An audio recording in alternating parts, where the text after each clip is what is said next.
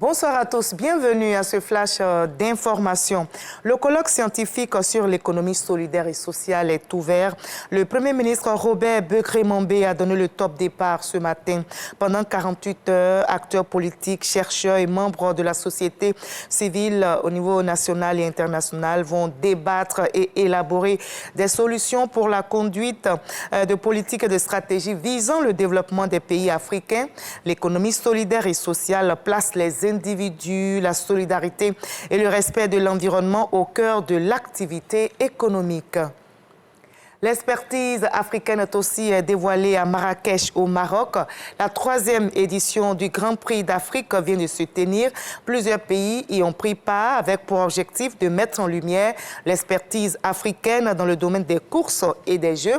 Cette édition a été ponctuée d'activités, le séminaire et l'Assemblée générale de l'Association des loteries d'Afrique, dont Draman Coulibaly, DG de la LONASI, est le président. Les travaux de la phase technique de la 10e revue annuelle des réformes politiques, programmes et projets communautaires se tiennent à Abidjan et s'achèveront le 6 novembre prochain. La commission de l'UEMOA fera le point des réformes et l'état d'exécution des 4 projets et programmes financés par l'Union. La Côte d'Ivoire, notre pays, confirme son statut de bon élève. Juliette Ouya, Ami Sangari. Bonne performance de la Côte d'Ivoire dans la mise en œuvre des réformes politiques, programmes et projets communautaires de l'Union économique et monétaire ouest-africaine pour l'exercice 2024. C'est ce que révèle la 10e revue annuelle établie par l'organisation ouest-africaine. Aujourd'hui, on a atteint un chiffre de 85% dans la mise en œuvre des textes communautaires. Donc il y a une grande amélioration dans la mise en œuvre des textes et même qu'on peut dire que la Côte d'Ivoire figure parmi donc les pays leaders en termes de mise en œuvre des réformes et des politiques communautaires. Ces résultats ont été obtenus dans divers secteurs, dont la gouvernance économique, les marchés et finances publiques. La Côte d'Ivoire conforte ainsi son engagement dans le processus d'intégration régionale. Les revues annuelles qui sont réalisées depuis 2024 ont révélé une progression continue de la Côte d'Ivoire. Il n'en saurait en être autrement pour 2024.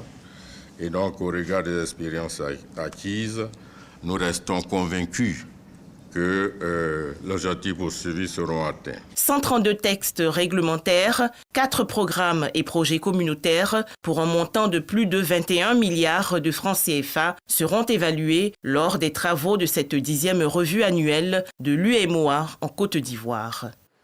Le Tchad menace de se retirer de la force multinationale mixte constituée de 5 pays et chargée de lutter contre les groupes djihadistes dans la région du lac Tchad. Dans un communiqué rendu public, la présidence tchadienne dénonce une absence de mutualisation des efforts après l'attaque qui a coûté la vie à une quarantaine de militaires. C'était le 27 octobre dernier.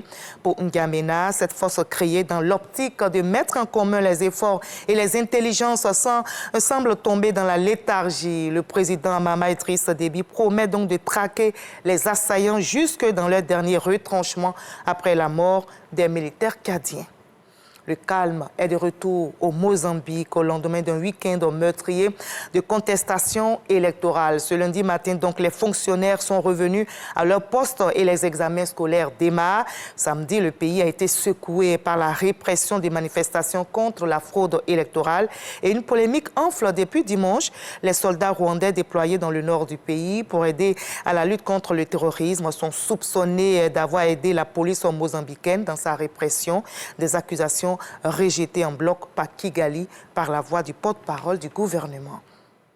Kamala Harris ou Donald Trump, qui va donc remporter la présidentielle du 5 novembre aux États-Unis. Et notez qu'à la veille de ce scrutin, plus de 77 millions d'Américains ont déjà voté de façon anticipée pour leur 47e président.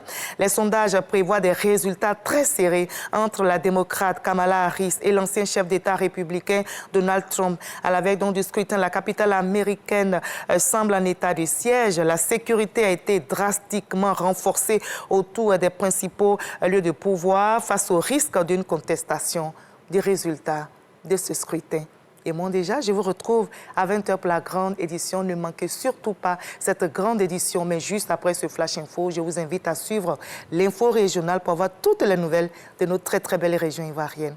À tout à l'heure à 20h.